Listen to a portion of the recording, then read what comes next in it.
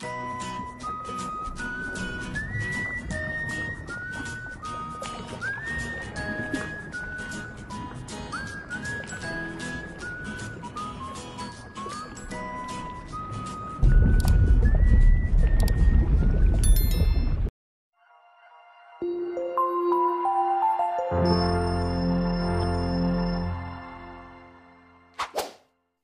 menonton dan jangan lupa di-subscribe ya. Assalamualaikum warahmatullahi wabarakatuh. Apa kabar kawan-kawan semuanya dimanapun kita berada? Semoga kita semua selalu dalam keadaan sehat walafiat dan selalu tetap semangat. Oke, dalam video kali ini kita akan membahas review terakhir mengenai soal seleksi Panwascam tahun 2022 yang besok kita akan melaksanakan ujian CAT ataupun tertulis maupun wawancara. Dalam video kali ini kita akan membahas kurang lebih ada 120 soal, meliputi soal kepemiluan dan demokrasi ada 70 soal, dan undang-undang wawasan kebangsaan ada 50 soal. Oke, baik, marilah belajar kita dalam video ini. Kita awali dengan membaca lafaz basmalah. Bismillahirrahmanirrahim. Soal yang pertama, ketentuan pasal 1 ayat kedua Undang-Undang 1945 yang benar adalah? Ya, jawabannya adalah C. Kedaulatan berada di tangan rakyat dan dilaksanakan menurut Undang-Undang Dasar. Soal berikutnya, makna kedaulatan adalah? Ya, jawabannya adalah kedaulatan adalah kekuasaan tertinggi. Soal berikutnya, prinsip yang terkandung dalam pasal 1 ayat kedua Undang-Undang 1945 adalah? Ya, jawabannya adalah demokrasi. Soal berikutnya, secara etimologi, demokrasi berasal dari bahasa Latin yang terdiri dari dua suku kata, yaitu, ya, jawabannya adalah demos dan kratein atau demos dan kratos.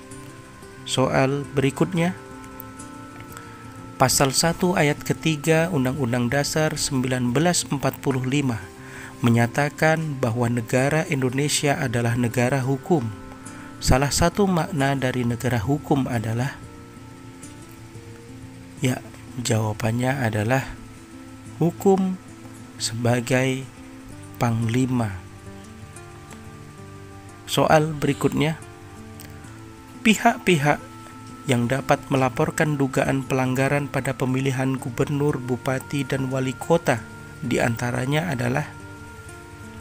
Ya, jawabannya adalah C, yaitu pemantau pemilu. Soal berikutnya, presiden dan wakil presiden diusulkan oleh? Ya, jawabannya adalah partai politik atau gabungan dari partai politik peserta pemilihan umum. Soal berikutnya, dugaan pelanggaran pemilihan gubernur, bupati, dan wali kota dilaporkan secara tertulis kepada pengawas pemilu. Paling sedikit memuat di antaranya adalah? Ya, jawabannya adalah nama dan alamat pelapor. Soal berikutnya, anggota Dewan Perwakilan Daerah ... melalui pemilihan umum.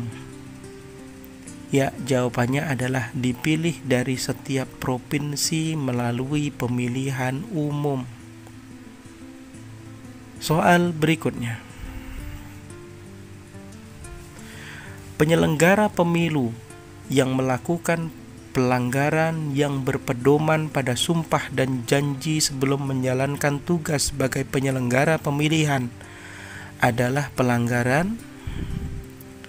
Ya, jawabannya adalah pelanggaran kode etik penyelenggara pemilu. Soal berikutnya, Pemilu atau pemilihan dilaksanakan secara berkala, yaitu jawabannya adalah B. 5 tahun sekali.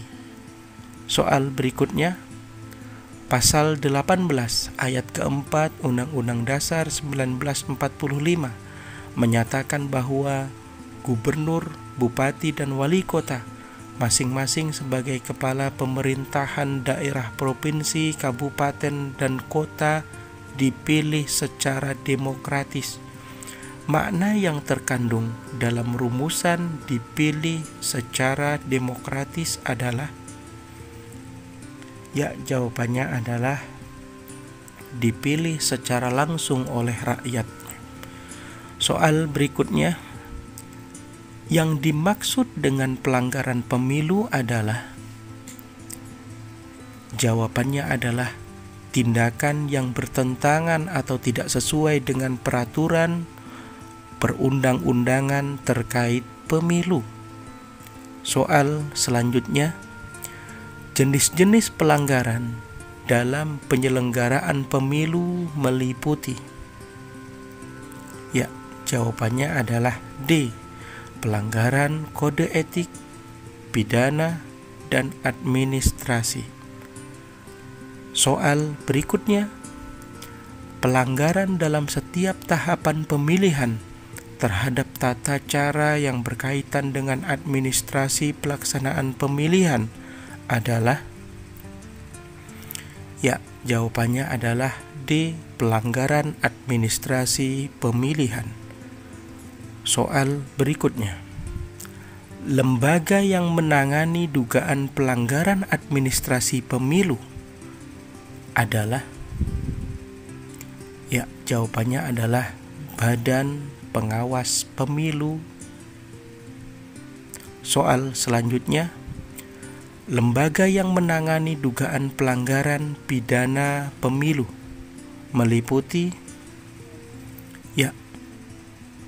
Jawabnya adalah Bawaslu, Polri, dan Kejaksaan. Soal selanjutnya, dugaan pelanggaran pemilu dapat berasal dari. Jawabannya adalah D. Temuan dan laporan.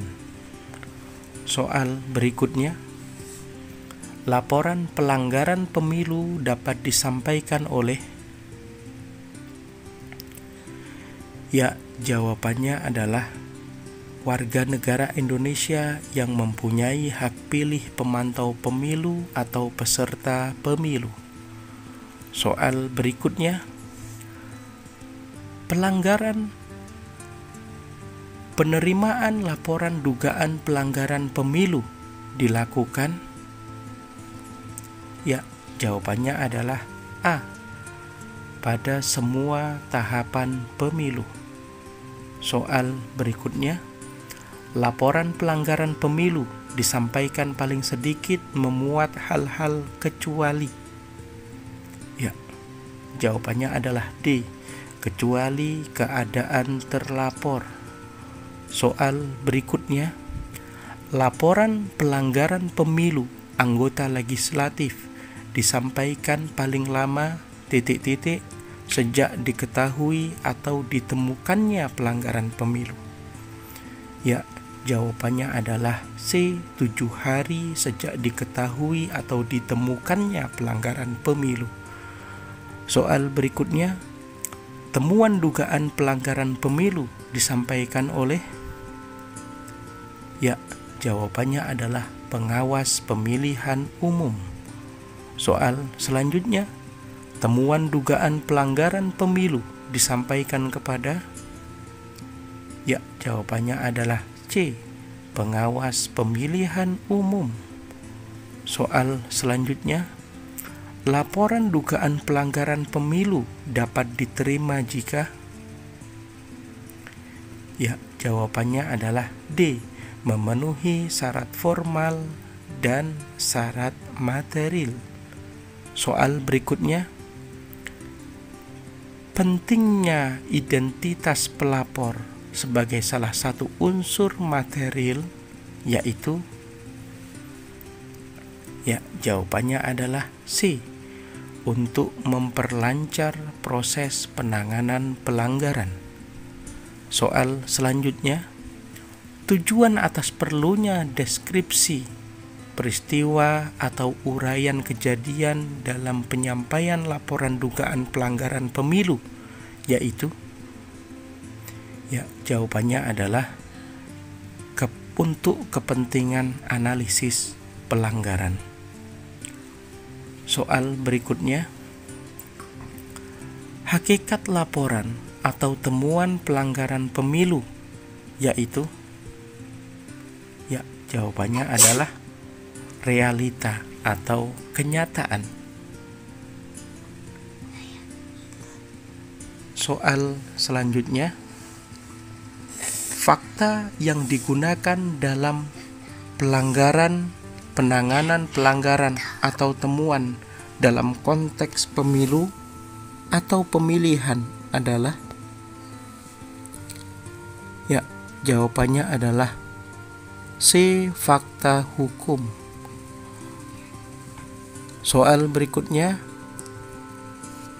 fakta dapat berupa 3 hal kecuali, ya, jawabannya adalah B. Hasil pendengaran. Soal berikutnya, contoh keadaan hukum sebagai salah satu fakta dalam penanganan dugaan pelanggaran pemilu adalah, ya, jawabannya adalah warga negara Indonesia yang berumur 16 tahun menyampaikan laporan kepada pengawas pemilu. Soal berikutnya, laporan pelanggaran pemilu dapat disampaikan oleh peserta pemilu yang meliputi, ya, jawabannya adalah meliputi partai politik, bakal calon anggota DPD, bakal calon presiden atau calon wakil presiden. Soal berikutnya, salah satu muatan dalam laporan tertulis pelanggaran pemilu adalah alamat pelapor. Penggunaan alamat pelapor yang tepat adalah, ya, menggunakan alamat berdasarkan kartu tanda penduduk elektronik. Soal berikutnya, yang tidak dapat dijadikan sebagai terlapor adalah, ya, jawabannya adalah anak yang berumur 9 tahun. Soal selanjutnya, laporan pelanggaran pemilu disampaikan paling lama 7 hari sejak diketahui. Arti diketahui dalam hal ini kecuali, ya, jawabannya adalah didengar dari orang lain yang tidak mendengar langsung. Soal selanjutnya, salah satu kegiatan dalam proses penanganan pelanggaran yaitu melakukan kajian laporan pelanggaran pemilu. Kajian laporan mengandung isi, ya, jawabannya adalah D. Analisis fakta dan hukum. Soal berikutnya, klasifikasi hukum dalam penanganan pelanggaran pemilu oleh pengawas pemilu berguna untuk, ya, jawabannya adalah A. Untuk membantu menentukan jenis pelanggaran pemilu. Soal berikutnya, pelanggaran bersifat terstruktur, sistematis, dan masif dalam penyelenggaraan pemilihan gubernur, bupati, wali kota diatur dalam undang-undang, ya, jawabannya adalah diatur dalam Undang-Undang Nomor 10 Tahun 2016. Soal berikutnya, laporan dugaan pelanggaran pemilihan gubernur, bupati, dan wali kota disampaikan kepada pengawas pemilu secara tertulis dengan paling sedikit memuat hal-hal sebagai berikut kecuali, ya, jawabannya adalah D. Nama-nama peserta pemilihan. Soal selanjutnya, unsur terstruktur dalam konsep pelanggaran TSM, terstruktur, sistematif, dan masif, meliputi? Ya, jawabannya adalah aparat pemerintah dan penyelenggara pemilu. Soal selanjutnya, pelanggaran sistematis mengandung arti? Ya, jawabannya adalah pelanggaran direncanakan secara matang, tersusun, dan sangat rapi. Soal berikutnya, pelanggaran yang bersifat masif mengandung arti? Ya, jawabannya adalah B. Mengandung arti berdampak pelanggaran yang sangat luas pengaruhnya terhadap hasil pemilihan. Soal selanjutnya, unsur aparat pemerintah yang terlibat dalam pelanggaran terstruktur, sistematis, dan masif dalam pemilihan gubernur, bupati, dan wali kota mencakup? Ya, jawabannya adalah pegawai dan pejabat dalam lingkungan pemerintah, baik pusat maupun daerah. Soal selanjutnya, prinsip-prinsip penanganan pelanggaran TSM, terstruktur, sistematis, dan masif dalam pemilihan kecuali? Ya, jawabnya adalah B. Murah. Soal selanjutnya, lembaga yang berwenang memeriksa dan memutus pelanggaran TSM dalam pemilihan adalah? Ya, jawabannya adalah Bawaslu. Soal berikutnya, lembaga yang berwenang memeriksa dan memutus keberatan atas putusan pelanggaran administratif TSM adalah? Ya, jawabannya adalah B. Bawaslu. Soal selanjutnya, jangka waktu menerima, memeriksa, atau memutus pelanggaran administrasi TSM adalah? Ya, paling lama adalah 14 hari kerja. Soal selanjutnya, jenis hari yang digunakan dalam menerima, memeriksa, dan memutus pelanggaran administrasi TSM, terstruktur, sistematis, dan masif adalah? Ya, jawabannya adalah hari kerja. Soal berikutnya, lembaga yang menindaklanjuti putusan pelanggaran administrasi TSM adalah? Ya, jawabannya adalah KPU Provinsi atau KPU Kabupaten Kota. Soal berikutnya, waktu tindak lanjut putusan pelanggaran administrasi TSM adalah? Ya, jawabnya adalah A. Paling lambat 3 hari sejak diterbitkannya putusan pelanggaran terstruktur, sistematis, dan masif.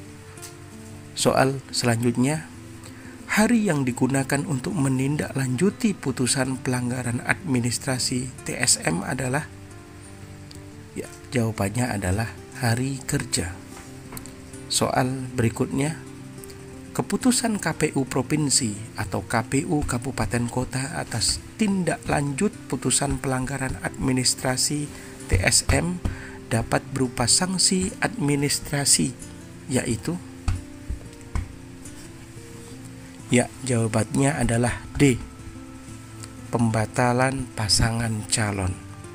Soal berikutnya, pasangan calon yang dikenai sanksi administrasi berdasarkan putusan pelanggaran administrasi terstruktur, sistematis, dan masif dapat mengajukan upaya hukum kepada? Ya, jawabannya adalah kepada Mahkamah Agung. Soal berikutnya, Dalam pemilihan gubernur, bupati, dan wali kota, diatur tentang masa pelaporan atas dugaan pelanggaran. Kapan laporan atas dugaan pelanggaran harus disampaikan kepada pengawas pemilu? Ya, jawabannya adalah D. Disampaikan paling lama 7 hari sejak terjadinya ditemukannya pelanggaran pemilu. Soal berikutnya, pemeriksaan laporan dugaan pelanggaran administrasi TSM yang memiliki persamaan yang pada pokoknya dilaporkan oleh lebih dari satu pelapor dilakukan dengan, ya, jawabannya adalah B. Menggabungkan pemeriksaan. Soal berikutnya, laporan dugaan pelanggaran administrasi TSM yang memiliki persamaan yang pada pokoknya dilaporkan oleh lebih dari satu pelapor diputuskan, ya, jawabnya adalah diputuskan dalam satu putusan. Soal selanjutnya, dalam sidang pemeriksaan dugaan pelanggaran administrasi TSM dapat dilaksanakan paling sedikit, ya, jawabannya adalah C. 2 orang majelis pemeriksa. Soal berikutnya, majelis pemeriksa atau asisten pemeriksa dugaan pelanggaran administrasi TSM ditetapkan dengan, ya, jawabannya adalah D. Keputusan Ketua Bawaslu Provinsi. Soal selanjutnya, untuk membantu majelis pemeriksa, asisten pemeriksa dapat berasal dari, ya, jawabannya adalah C. Berasal dari Sekretariat Jenderal Bawaslu, Sekretariat Bawaslu Provinsi, atau tenaga profesional di bidang kepemiluan atau bidang hukum. Soal selanjutnya, majelis pemeriksa dalam pemeriksaan dugaan pelanggaran administrasi TSM dibantu oleh, ya, jawabannya adalah 1 orang sekretaris pemeriksa dan paling sedikit 1 orang notulen. Soal berikutnya, majelis pemeriksa dalam memeriksa dugaan pelanggaran administrasi TSM dilarang berkomunikasi dengan, ya, jawabannya adalah pelapor, terlapor, saksi, dan saksi ahli. Soal selanjutnya, asisten pemeriksa dalam pemeriksaan dugaan pelanggaran administrasi TSM dilarang berkomunikasi dengan, ya, jawabannya adalah terlapor, pelapor, dan juga saksi. Soal berikutnya, pengambilan putusan atas hasil pemeriksaan dugaan pelanggaran administrasi TSM diputuskan dalam, ya, jawabannya adalah rapat permusyawaratan majelis pemeriksa. Soal selanjutnya, pengambilan putusan atas hasil pemeriksaan dugaan pelanggaran administrasi TSM diputuskan melalui, ya, jawabannya adalah D. Rapat pleno. Soal berikutnya, pihak terlapor dalam dugaan pelanggaran administrasi TSM kecuali, ya, jawabannya adalah pemantau pemilihan.